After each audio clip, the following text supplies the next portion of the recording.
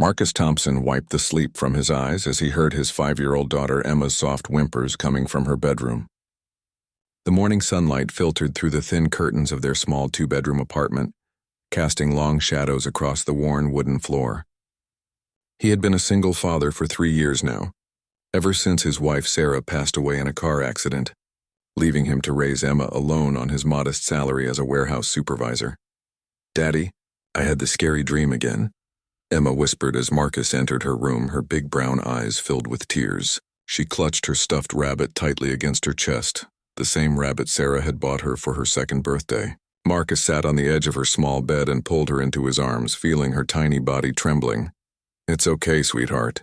Daddy's here now," he said softly, stroking her dark curls that reminded him so much of Sarah. "Tell me about the dream." Emma sniffled and looked up at him with those innocent eyes that could melt his heart every single time. "There was a bad man, Daddy. He was trying to take me away from you. He had angry eyes and he kept saying mean things. I was calling for you, but you couldn't hear me." Marcus felt his chest tighten. These nightmares had been happening more frequently lately, and he wondered if it was because of the stress of their financial situation. The medical bills from Sarah's accident were still piling up, and despite working overtime whenever possible, they were barely making ends meet. Their apartment was in a rough neighborhood, but it was all he could afford. "Listen to me, Emma," Marcus said, tilting her chin up so she could see his face. "No one is ever going to take you away from Daddy. I promise you that. I will always protect you, no matter what happens. Do you believe me?" Emma nodded slowly, wiping her nose with the back of her small hand. "I believe you, Daddy. But what if the bad man is stronger than you?" Marcus managed to smile, though his heart ached at her words. "Then Daddy will get stronger. Now how about we make some pancakes for breakfast? The special ones with chocolate chips." Her face lit up immediately, the fear momentarily forgotten. "Really, even though it's not Sunday?" "Really. Sometimes Tuesday can be special too." Marcus stood up and extended his hand to her. "Come on, let's go make some magic in the kitchen." As they walked to their tiny kitchen, Marcus couldn't shake the feeling that something was different about today. Call it intuition or just a father's protective instincts. But there was an unusual tension in the air. He had learned to trust these feelings over the years, especially since becoming Emma's sole protector. While Emma sat at their small dining table, swinging her legs and humming a tune Sarah used to sing to her, Marcus mixed the pancake batter. Their kitchen was barely big enough for 2 people, but they had made it work. The refrigerator hummed loudly in the corner and the faucet dripped steadily into the sink, but it was home. "Daddy, why don't we have a big house like Tommy's family?" Emma asked suddenly, watching him flip a pancake with practiced ease. Marcus paused, choosing his words carefully. Emma was too young to understand their financial struggles, and he wanted to keep it that way for as long as possible. "Well, Princess, big houses are nice, but what makes a home special isn't how big it is. It's the people who live in it and how much they love each other. Our little apartment is perfect because it has the 2 most important things in the world." "What things?" Emma asked, tilting her head curiously. "You and me," Marcus said with a grin, sliding a perfectly golden pancake onto her plate. "And that makes it the richest home in the whole world." Emma giggled and clapped her hands together. "I love you, Daddy. I love you too, sweetheart. More than all the stars in the sky." After breakfast, Marcus helped Emma get dressed in her favorite purple dress with tiny flowers on it. She insisted on wearing her special shoes, the ones with lights that blinked when she walked. They were getting too small for her growing feet, but Marcus hadn't been able to afford new ones yet. He made a mental note to check his next paycheck and see if he could squeeze out enough for a new pair. The morning routine continued with Marcus braiding Emma's hair, a skill he had painstakingly learned through countless YouTube videos after Sarah's death. His large, calloused hands were surprisingly gentle as he worked through her curls, securing them with a small purple hair tie that matched her dress. "There you go, beautiful girl," he said, turning her around to face the small mirror hanging on the back of the bedroom door. "You look just like your mommy." Emma smiled at her reflection, then turned back to Marcus. "Daddy, will you walk me to school today? I know you usually have to leave for work early, but I don't want to take the bus by myself today. Something feels scary." Marcus looked at his watch. If he walked Emma to school, he would be late for his morning shift at the warehouse. His supervisor had already warned him about punctuality, but seeing the worry in his daughter's eyes made the decision easy. Of course I'll walk you to school, Princess. Let Daddy just call work and let them know I'll be a few minutes late. The phone call didn't go well. His supervisor, Mr. Rodriguez, was not happy about Marcus being late again, even when he explained it was for his daughter. There had already been 3 instances this month where Emma had been sick, and Marcus had to stay home with her, and the company was getting strict about attendance. "This is your final warning, Thompson," Rodriguez had said curtly. "One more late arrival and you're looking at a suspension without pay. We can't keep making exceptions." Marcus hung up the phone, feeling the weight of responsibility pressing down on his shoulders. He needed this job desperately, but Emma would always come first. Always. As they prepared to leave for school, Emma grabbed his hand and looked up at him with those big, trusting eyes. "Daddy, you look worried. Are you okay?" Marcus squeezed her small hand and managed a reassuring smile. "Daddy's just thinking about grown-up things. Nothing for you to worry about, sweetheart. Ready for our adventure to school?" Emma nodded enthusiastically, her earlier fears seeming to fade in the presence of her father's protective love. They stepped out of their apartment into the bright morning sun, neither of them knowing that this ordinary Tuesday would change their lives forever. The autumn air was crisp as Marcus and Emma walked hand in hand down Maple Street toward Jefferson Elementary School. Their neighborhood wasn't the safest, with its cracked sidewalks and faded storefronts, but Marcus had chosen their route carefully over the years to avoid the worst areas. Emma skipped beside him, her light-up shoes creating tiny bursts of color with each step, momentarily distracting him from his money worries. "Look, Daddy, the leaves are changing colors just like you said they would." Emma pointed to an old oak tree whose branches stretched over the sidewalk. "Why do they do that?" "Well, Princess, it's like the tree is getting ready for a long sleep during winter.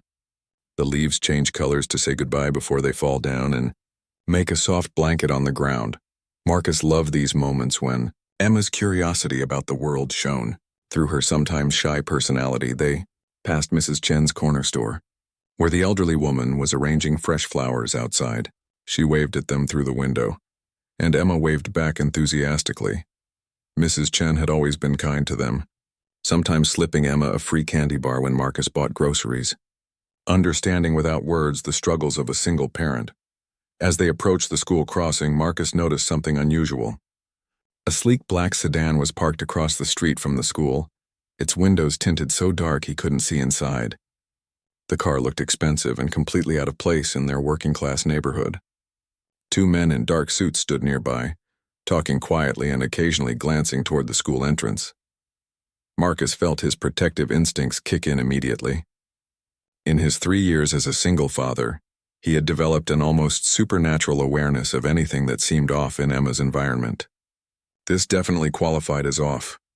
"Daddy, why are those men looking at the school like that?" Emma asked, tugging on his sleeve. Her voice had a slight tremor in it, the same tone she used when she was scared. Marcus knelt down to Emma's level, blocking her view of the men while appearing to adjust her backpack. "Sometimes grown-ups have different kinds of jobs that require them to observe places, sweetheart. But I want you to promise me something very important today." "What, Daddy?" "I want you to stay close to your teacher, Mrs. Patterson, at all times. If anyone you don't know tries to talk to you or asks you to come with them, you say no and you run to find Mrs. Patterson immediately. Can you promise me that?" Emma's eyes widened with concern. "Are those the bad men from my dreams?" Marcus felt his heart clench. "No, baby girl. Those are probably just regular people doing regular jobs. But Daddy always wants you to be extra careful, because you're the most precious thing in the whole world to me. Promise?" "I promise, Daddy." Emma threw her arms around his neck and hugged him tightly. "Will you pick me up after school today?" Marcus usually couldn't pick Emma up because of his work schedule, and she typically rode the bus home or walked with neighbors when weather permitted. But looking at those men in the expensive car, every fiber of his being screamed that something wasn't right. "You know what? I think I will pick you up today. Daddy's going to talk to his boss and see if he can leave work a little early. Would you like that?" Emma's face brightened immediately. "Really? We could stop at the park on the way home." "We'll see, Princess. Now give Daddy one more hug before you go learn amazing things today." After Emma disappeared through the school doors, Marcus lingered on the sidewalk, pretending to check his phone while keeping an eye on the mysterious men. They seemed to be paying particular attention to which children were arriving alone versus with parents. When a mother dropped off twin boys and drove away quickly, one of the men made a note in a small notebook. Marcus's blood ran cold. These weren't business people or city inspectors. Everything about their behavior suggested they were targeting children, possibly for abduction. He had read enough news stories to recognize the signs, and his worst fears were being confirmed by what he was witnessing. He approached the men cautiously, using his size and warehouse-built strength to project confidence he didn't entirely feel. "Morning, gentlemen. I haven't seen you around the neighborhood before. Are you new to the area?" The taller man, who appeared to be in his 40s with graying hair and cold blue eyes, looked Marcus up and down dismissively. "Just conducting some business research. Nothing that concerns you." "Well, when strange men in expensive cars start watching my daughter's school, it concerns me quite a bit," Marcus replied, keeping his tone friendly but firm. "Maybe you could help me understand what kind of business research involves observing children." The second man, younger and more muscular, stepped closer to Marcus. "Look, friend, you should probably mind your own business and get along to work. Wouldn't want you to be late." The implied threat was clear, but it only served to strengthen Marcus's resolve. "Actually, I think I'll stick around a few more minutes. Make sure everything stays nice and peaceful around here." The two men exchanged glances, and Marcus could see them reassessing the situation. They had probably expected to operate without interference from parents, especially in a neighborhood where most people couldn't afford to be late for work. "We don't want any trouble," the older man said, though his tone suggested otherwise. "We're just looking for someone specific. Maybe I can help. I know pretty much everyone in this neighborhood. A little girl, about 5 or 6 years old. Dark curly hair, usually wears purple or pink, lives with just her father." The man's description was so accurate it made Marcus's stomach drop. Marcus felt rage building in his chest, but he forced himself to remain calm. "That's a pretty general description. Lots of kids fit that profile. What do you want with her?" "That's private business." The younger man's hand moved slightly toward his jacket, and Marcus caught a glimpse of what looked like a weapon holster. "Here's the thing," Marcus said, taking a step closer despite the implied threat. "I'm going to call the police now and let them know about your business research. I'm sure they'll be very interested in hearing about two armed strangers watching an elementary school." Marcus pulled out his phone, but before he could dial, the older man held up his hand. "That won't be necessary. We were just leaving anyway." Both men walked quickly toward their sedan, and Marcus memorized the license plate number as they drove away. His hands were shaking as he finally dialed 911, reporting the suspicious activity to a dispatcher who promised to send a patrol car to check the school. As Marcus hurried toward his job at the warehouse, his mind was racing. Someone was specifically targeting Emma, and they knew details about her appearance and living situation. This wasn't a random kidnapping attempt. It was planned and personal. But why? What could anyone possibly want with his innocent 5-year-old daughter? He thought about Emma's nightmares, her instinctive fear that morning, and her request for him to walk her to school.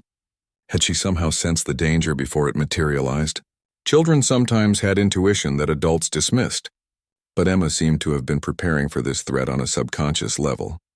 Marcus arrived at work 25 minutes late, earning him a harsh reprimand from Mr. Rodriguez and a formal written warning. But as he mechanically loaded boxes and operated machinery throughout the morning, his mind was entirely focused on Emma's safety. He would pick her up from school no matter what it cost him in terms of his job. Nothing was more important than protecting his daughter. Marcus could barely concentrate on his work throughout the morning. Every time he lifted a box or operated the forklift, his mind wandered back to Emma sitting in her classroom, hopefully safe with Mrs. Patterson. He had called the school twice already, speaking with the principal to explain the situation and ensure extra vigilance around Emma throughout the day. "Thompson," Mr. Rodriguez's voice boomed across the warehouse floor. "Your productivity is down 30% today. What's going on with you?" Marcus set down the inventory clipboard he had been staring at without actually reading. "I'm sorry, sir. Family emergency. My daughter might be in danger." "Family emergencies don't pay the bills or meet our shipping deadlines," Rodriguez replied coldly. "I've already given you one warning today. Don't make me give you another." At 2:30 p.m., with an hour still left in his shift, Marcus made a decision that could cost him his job. He approached his supervisor's office, hat literally in hand. Mr. Rodriguez, I need to leave early today to pick up my daughter from school. There was a security threat this morning and I don't feel safe having her walk home alone. Rodriguez looked up from his paperwork with visible irritation. Thompson, we've been through this. Your personal life cannot keep interfering with your work responsibilities. If you leave early today, don't bother coming back tomorrow. Marcus felt the weight of the ultimatum, knowing that losing this job would mean losing their apartment, possibly ending up homeless. But when he thought about Emma's trusting face that morning, and her request for him to pick her up, the choice became clear. I understand, sir. I'll clean out my locker after I make sure my daughter is safe. The walk to Jefferson Elementary felt longer than usual, with Marcus checking over his shoulder constantly for any sign of the black sedan or the two men from that morning. The police had promised increased patrols around the school, but he hadn't seen any evidence of their presence. As he approached the school, Marcus felt his blood pressure spike. The same black sedan was parked in a different location, this time near the back of the school where the playground bordered a small wooded area. The two men were nowhere to be visible, but Marcus's instincts told him they were nearby, waiting for the right moment. School dismissal was still 20 minutes away. But Marcus decided to position himself strategically. He called the school office from his cell phone. This is Marcus Thompson, Emma Thompson's father. I need to speak with Principal Williams immediately. It's urgent. Within minutes, Principal Williams, a kind woman in her 50s who had been supportive during Emma's adjustment period after losing her mother, met Marcus at the main entrance. Mr. Thompson, I received your earlier calls about the suspicious men. We've been keeping Emma in the main office for her safety. Our security guard has been notified, and we've asked all teachers to ensure no children leave with unauthorized individuals. They're back, Marcus said, pointing toward the sedan. Different location this time, but it's the same car. I think they're planning to grab her during dismissal when all the chaos provides cover. Principal Williams followed his gaze and immediately pulled out her radio. Mr. Peterson, we have a code yellow situation. Lock down all exterior doors and keep all children inside until further notice. As if sensing that their plan had been discovered, 3 men emerged from different positions around the school grounds. Marcus recognized the 2 from that morning, but there was now a third person, a woman in a business suit who appeared to be directing the others. Call 911 right now, Marcus told the principal. I'm going to make sure they don't get anywhere near this building. Before Principal Williams could protest, Marcus was walking directly toward the group of would-be kidnappers. His warehouse job had kept him in good physical shape, and his protective rage gave him a confidence that seemed to unsettle the criminals. Gentlemen, and lady, Marcus called out as he approached them, making sure to speak loudly enough that anyone nearby would notice the confrontation. Beautiful day for lurking around an elementary school, isn't it? The woman, who appeared to be in her 30s with sharp features and expensive clothes, stepped forward with a practiced smile that didn't reach her eyes. Mr. Thompson, I presume? We need to talk about your daughter, really? What could you possibly need to discuss about my 5-year-old? Marcus positioned himself between the group and the school entrance, using his body as a human barrier. Emma isn't just any 5-year-old, Mr. Thompson. She's quite special, and there are people who are very interested in her welfare. Marcus felt confusion mixing with his anger. Special how? She's a normal kindergartner who likes pancakes and fairy tales. What could anyone want with her? The woman exchanged glances with her companions before continuing. Her mother, Sarah, worked for my employer before her death. She had access to certain information that has significant value. We believe she may have shared that information with Emma, perhaps without realizing it. Sarah worked at a dental office doing billing, Marcus said incredulously. What kind of information could she possibly have had that would interest you people? Your wife was more than just a billing clerk, Mr. Thompson. She was providing our organization with financial intelligence about several high-profile clients. When she died, that information disappeared. We have reason to believe Emma might know more than she realizes. Marcus felt the ground shifting beneath his understanding of his life. Sarah had been involved in something dangerous, something that now put Emma at risk. The pieces weren't fitting together, but the threat to his daughter was crystal clear. Even if any of that were true, Emma is 5 years old. She doesn't know anything about adult business or financial information. Leave her alone. The woman's smile became colder. Children have remarkable memories, Mr. Thompson. They often remember conversations and details that adults assume they've forgotten. We simply need to have a conversation with her. It can be done the easy way or the hard way. The only way this is going to be done is never, Marcus replied firmly. You're not getting anywhere near my daughter. The younger man from that morning stepped closer, his hand moving toward his jacket again. Mr. Thompson, you're a single father with limited resources trying to raise a child alone. We're offering you a significant financial incentive to cooperate. Enough money to ensure Emma has every advantage in life. College education, nice house, security for both of you. How much money are we talking about? Marcus asked, though he had no intention of accepting any offer. He was buying time, hoping the police would arrive soon. The woman reached into her purse and pulled out what appeared to be a bank check. $500,000, Mr. Thompson. All you have to do is bring Emma to have a conversation with our specialists. No harm will come to her. Marcus looked at the check, seeing more money than he had ever imagined having. $500,000 would solve every financial problem he had ever had. Emma could have the best schools, the safest neighborhood, every opportunity he had been unable to provide. It was enough money to completely transform their lives. And if she doesn't know anything useful? Marcus asked. Then you keep the money anyway, as compensation for your cooperation and your wife's previous services. For a moment, Marcus allowed himself to imagine what that kind of financial security would mean. No more choosing between groceries and utilities. No more wearing clothes with holes or shoes that were too small. Emma could have everything she deserved. Then he looked back at the school building where his daughter was waiting for him, trusting him to keep her safe, and the decision became clear once again. Marcus stared at the check in the woman's manicured hands, his mind racing through everything this money could mean for Emma's future. $500,000 would give his daughter opportunities he could never provide on a warehouse worker's salary. Private schools, college without debt, a safe neighborhood, medical care whenever she needed it without worrying about insurance. Everything a loving father wanted to give his child was being offered to him on a silver platter. I can see you're considering our offer, the woman said, her voice taking on a persuasive tone. Mr. Thompson, think about Emma's future. Think about what your wife would have wanted for her daughter. Sarah understood the value of the information she provided us. She would want Emma to benefit from that relationship. Don't you dare speak about my wife, Marcus said, his voice low and dangerous. Sarah would never have put Emma in danger for any amount of money. The older man stepped forward, his patience clearly wearing thin. Mr. Thompson, you're being offered a generous opportunity here. Many parents would jump at the chance to secure their child's future. Don't let pride make you choose poverty over prosperity. Marcus looked again at the check, then at his rough, calloused hands that bore the scars of 3 years of warehouse work. These people were right about one thing. Emma deserved better than their tiny apartment and second-hand clothes. She deserved stability and security and all the advantages money could buy. But as he stood there wrestling with the decision, Marcus remembered something Sarah had said to him just days before her death.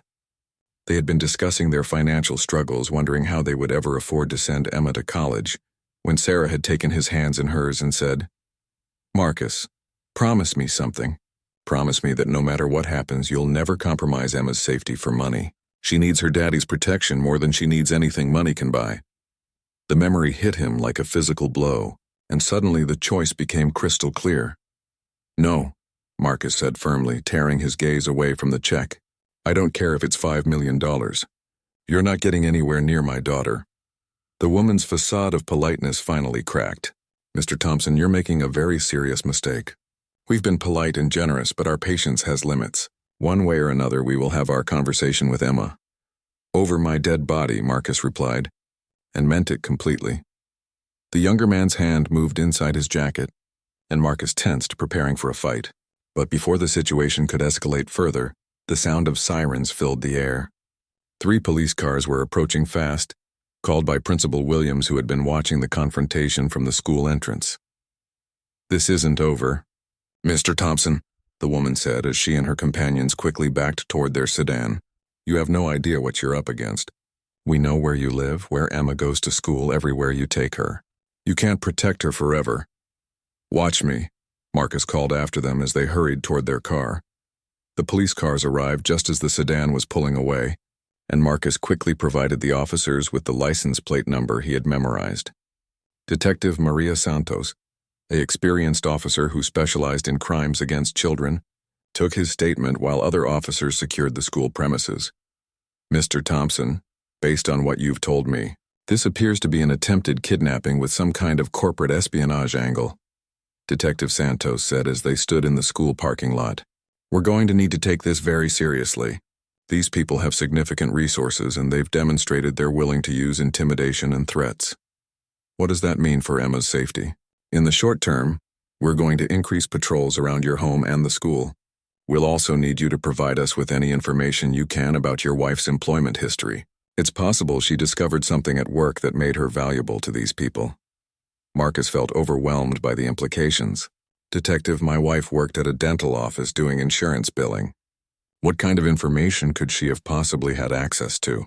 You'd be surprised what financial records can reveal, especially if the dental practice served high-profile clients. Politicians, business executives, celebrities, they all need dental care, and their payment records can reveal a lot about their personal lives and business relationships. As they talked, Principal Williams approached with Emma by her side. Marcus's heart clenched as he saw his daughter's confused and frightened expression. She had been kept inside during the confrontation, but she clearly sensed that something serious was happening. Daddy, why are there police cars here? Did something bad happen? Emma asked as she ran into his arms. Marcus lifted her up and held her close, feeling her small body trembling slightly. Nothing bad happened, Princess. The police are just making sure everyone at your school stays extra safe. But I think we might need to make some changes for a little while. Detective Santos knelt down to Emma's level with a gentle smile. Hi, Emma, I'm Detective Santos. I work with the police to help keep kids safe. Your daddy is a very brave man who loves you very much. Can you tell me if anyone has tried to talk to you at school or at home? Anyone you didn't know? Emma shook her head, still clinging to Marcus. No, but I've been having scary dreams about bad people trying to take me away from Daddy. The dreams feel very real. Marcus and Detective Santos exchanged glances. Emma, sometimes our minds try to warn us about danger even when we're sleeping, the detective said gently. Your dreams might have been trying to keep you safe. After giving his contact information to the police and arranging for increased security measures, Marcus walked Emma home, constantly checking over his shoulder for any sign of surveillance. Their small apartment had never felt more vulnerable, with its ground floor windows and thin walls that provided little protection from determined intruders. Daddy, are we in trouble? Emma asked as they climbed the steps to their apartment.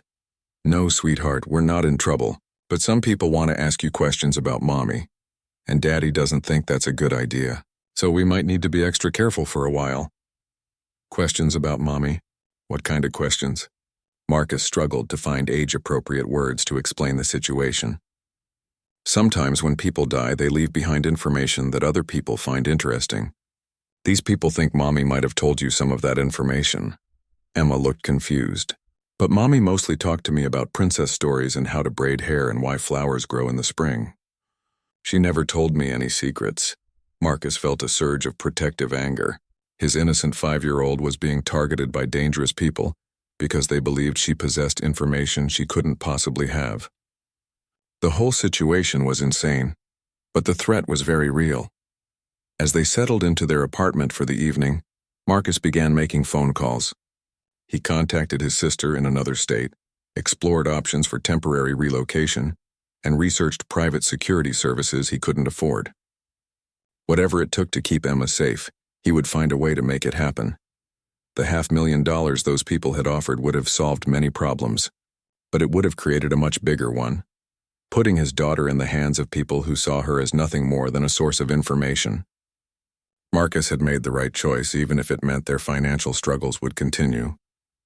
That night, after Emma fell asleep clutching her stuffed rabbit even tighter than usual, Marcus sat at their small kitchen table surrounded by boxes of Sarah's belongings that he had never been able to bring himself to go through completely.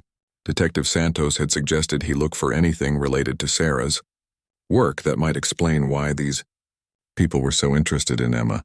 Most of Sarah's work materials seemed exactly as mundane as Marcus remembered. Insurance forms, billing codes, appointment schedules for Dr. Mitchell's dental practice.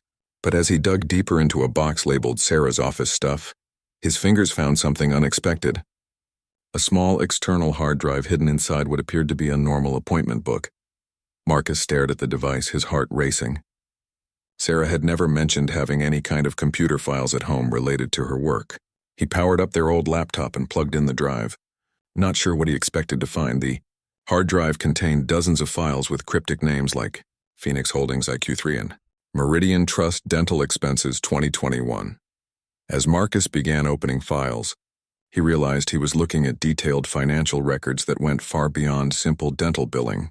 These were comprehensive expense reports, payment schedules, and financial transfers for what appeared to be shell companies and offshore accounts. 1. Folder labeled Insurance Claims Special.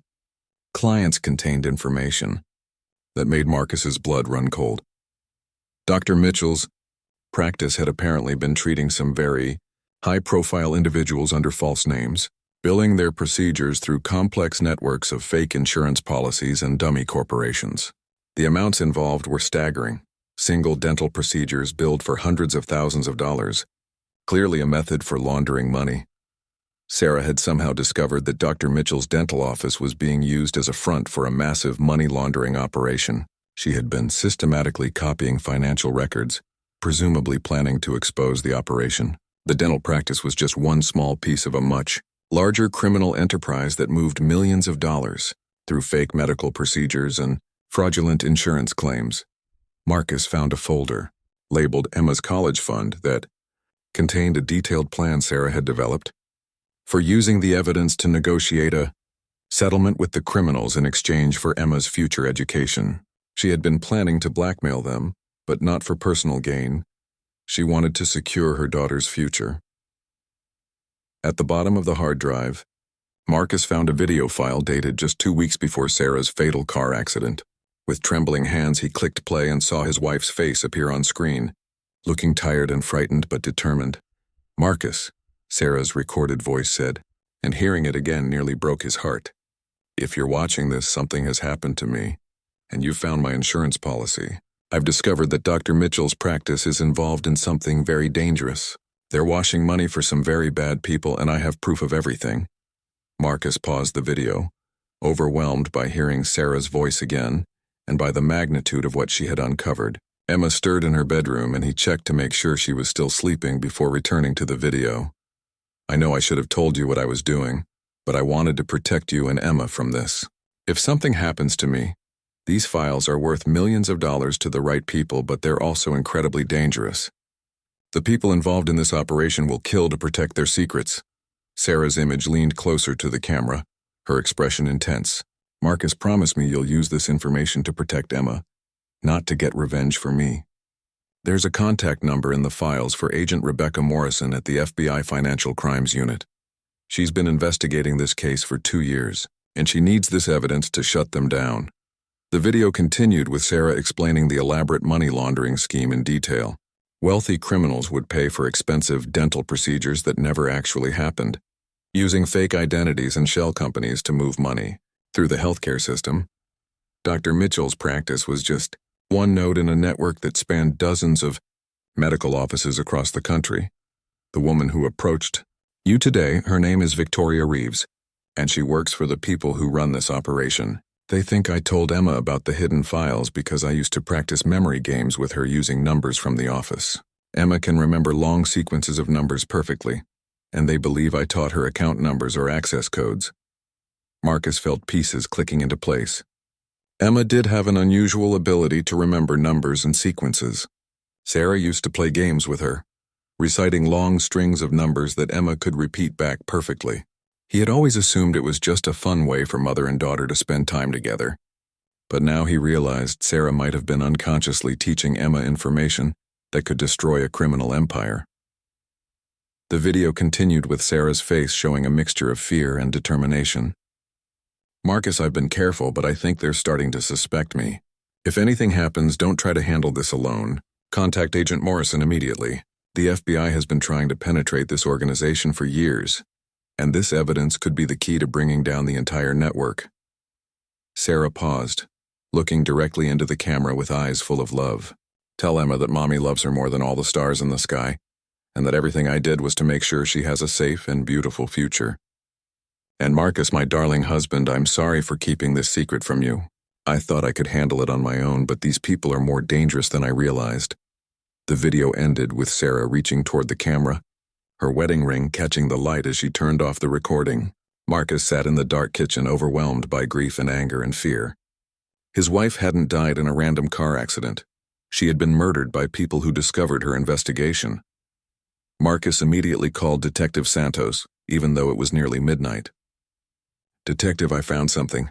Sarah wasn't just a billing clerk. She was investigating a money laundering operation, and she had evidence that could destroy the people who are after Emma. "Mr. Thompson, I need you to bring that evidence to the police station immediately. Don't tell anyone else about this, don't make copies, and don't leave Emma alone for even a minute. If what you're telling me is true, you're both in extreme danger." As Marcus gathered the hard drive and Sarah's files, he heard a car engine outside their apartment. Looking through the blinds, he saw 2 black SUVs parked across the street, their engines running. His blood turned to ice as he realized the criminals had escalated their approach. They were no longer trying to be subtle or persuasive. Marcus quickly called Detective Santos back. "They're here. 2 vehicles outside my apartment. I need help now.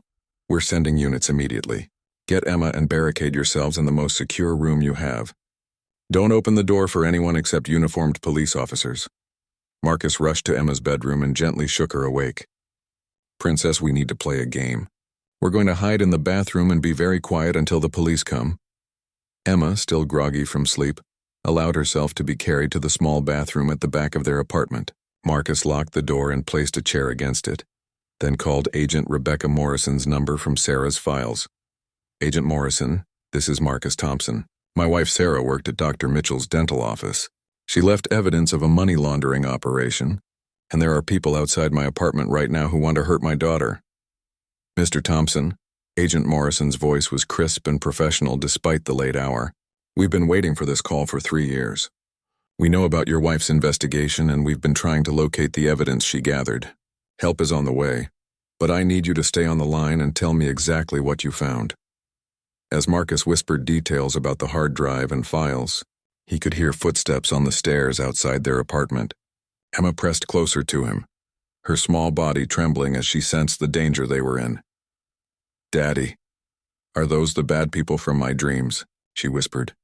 "Yes, Princess, but remember what Daddy always tells you? I will always protect you, no matter what." The sound of their apartment door being forced open echoed through the small space, followed by heavy footsteps and voices. Marcus held Emma tighter and continued whispering information to Agent Morrison, hoping the FBI would arrive before the criminals found their hiding place. "The evidence your wife collected is enough to shut down a $100 million operation," Agent Morrison said quietly.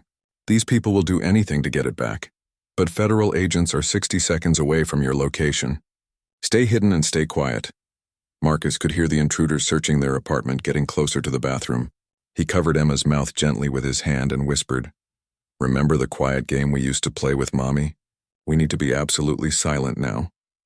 Emma nodded, her big eyes showing complete trust in her father despite the terror of the situation. As the footsteps approached the bathroom door, Marcus prepared to fight with everything he had to protect his daughter, knowing that the next few minutes would determine whether they lived or died. The bathroom door handle rattled violently as someone tried to force it open. Marcus held Emma against his chest, feeling her small heart beating frantically as they pressed against the far wall. Through the thin door, he could hear at least 3 different voices coordinating their search. "Check every room again," came Victoria Reeves's sharp voice. "The evidence has to be here somewhere, and they can't have gone far." "Boss, there's a chair wedged against this bathroom door," reported one of her men. "Somebody's definitely in there." Marcus felt Emma's body tense as footsteps approached their hiding place. He squeezed her hand 3 times, their secret signal that meant "I love you," and prepared for what might be their final moments together. Suddenly, the apartment filled with shouting voices and the sound of a door being smashed open even more violently than before. But these were different voices, authoritative and commanding. "FBI, everyone on the ground now. Federal agents, drop your weapons." The chaos that followed seemed to last forever but probably took only minutes. Marcus heard scuffling, shouting, and what sounded like someone being tackled to the floor. Emma pressed her face against his shoulder and he whispered softly in her ear, "It's okay, Princess. The good guys are here now." A gentle knock came on the bathroom door, followed by a woman's voice. "Mr. Thompson, this is Agent Morrison. The area is secure. You can come out now." Marcus moved the chair away from the door with shaking hands and slowly opened it. The sight that greeted him was like something from a movie. Their small apartment was filled with federal agents in bulletproof vests, and Victoria Reeves and her men were handcuffed on the floor. Agent Morrison was a woman in her 40s with kind eyes and graying hair, exactly the type of person Marcus would have chosen to trust with his daughter's safety. She knelt down to Emma's level immediately. "Hi, Emma, I'm Rebecca. I worked with your mommy to catch some very bad people who were doing illegal things with money. Your daddy has been very brave tonight, and because of both of you, we can make sure these bad people never hurt anyone else." Emma looked between Agent Morrison and Marcus, then asked in a small voice, "Is it really over? Can we go back to making pancakes and going to school?" "It's really over, sweetheart," Agent Morrison replied. "But actually, your life is about to get much better than just pancakes and school." Over the following hours, as crime scene investigators processed their apartment and statements were taken, Agent Morrison explained the full scope of what Sarah's evidence had accomplished. The money laundering network had been completely exposed, leading to the arrest of 63 people across 12 states. The operation had been moving over $200 million annually through fake medical procedures. Mrs. Thompson was a hero. "Mr. Thompson," Agent Morrison said as they sat in an FBI conference room the next morning while Emma slept on a couch nearby. Her investigation was meticulous and brave. She gathered evidence that our agents had been trying to collect for years. "What happens now?" Marcus asked, feeling emotionally and physically exhausted. "Well, there's something called a whistleblower reward program for cases like this. When evidence leads to the recovery of illegally obtained funds, the government provides compensation to encourage people to come forward." Agent Morrison slid a folder across the table. "Mr. Thompson, your wife's evidence has led to the seizure of over $50 million in criminal assets. Under federal law, whistleblowers are entitled to between 15 and 30% of recovered funds." Marcus stared at the paperwork, not fully understanding what he was reading. "What does that mean exactly?" "It means your family is entitled to a minimum of $7.5 million, with the final amount likely to be significantly higher once all assets are recovered." Marcus felt the room spinning around him. $7.5 million. It was an amount so large he couldn't even comprehend it. Emma would never want for anything. College, graduate school, a beautiful home, travel, every opportunity he had ever dreamed of providing for her.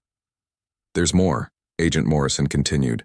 "The criminal organization had significant legitimate business holdings that will be liquidated and distributed. You'll also receive ongoing royalties from recovered investments. Conservatively, your family's total compensation will exceed $15 million. 3 weeks later, Marcus stood in the driveway of their new home, a beautiful colonial house in the safest neighborhood in the city, complete with a security system and a fenced backyard where Emma could play safely. He was watching Emma chase butterflies in their garden when he heard the sound of expensive car engines approaching. 3 gleaming Rolls-Royce vehicles pulled slowly up their circular driveway, their chrome bumpers reflecting the afternoon sun. Marcus felt a moment of panic, wondering if somehow the criminals had found them despite all the arrests. But then he saw Agent Morrison step out of the lead vehicle. "Mr. Thompson," she called with a smile, "I'd like you to meet some people who have been very eager to thank you and Emma personally." From the 3 Rolls-Royces emerged 6 individuals in expensive business suits, but their demeanor was completely different from the criminals who had threatened his family. These people radiated success and confidence, not menace. The lead figure was an elderly man with silver hair and a warm smile. "Mr. Thompson, I'm Charles Wellington, CEO of Wellington Financial Group. Your wife's investigation exposed criminals who had been using our clients' identities to launder money through fake medical procedures. Because of her courage and your refusal to be intimidated, we've recovered over $30 million that was stolen from our clients." A younger woman stepped forward next. "I'm Sarah Chen, director of the Morrison Foundation. We fund educational programs for children who have lost parents to crime. Emma's situation has inspired us to create a new scholarship program, and we'd like her to be our first recipient."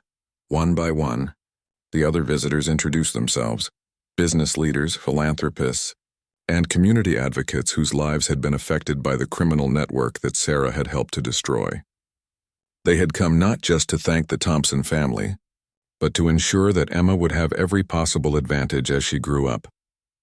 "Mr. Thompson," Charles Wellington said, These vehicles belong to clients whose money was recovered thanks to your family's bravery.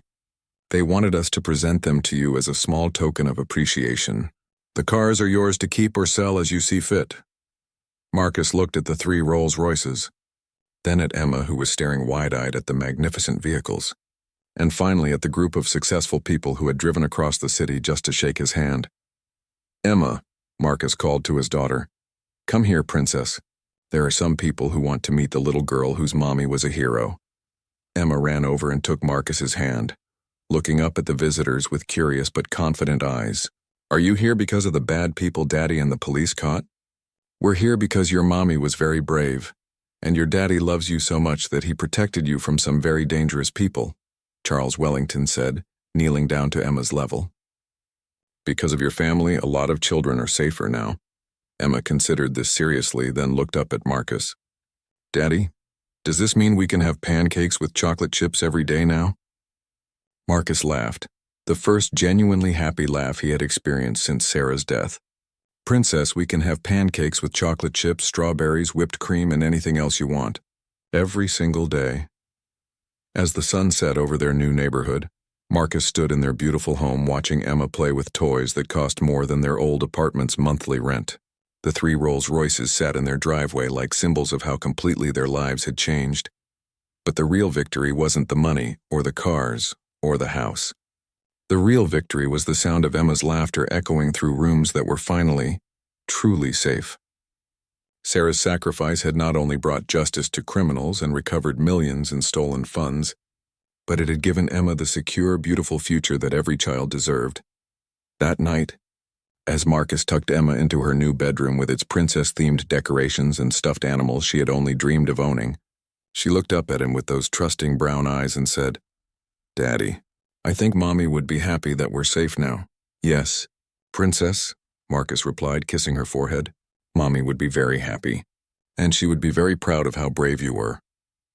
As Emma drifted off to sleep, surrounded by security and luxury, Marcus finally understood that sometimes the greatest courage isn't about fighting or being strong. Sometimes it's about refusing to compromise your child's safety, no matter what you're offered in return. Love, it turned out, really was worth more than all the money in the world.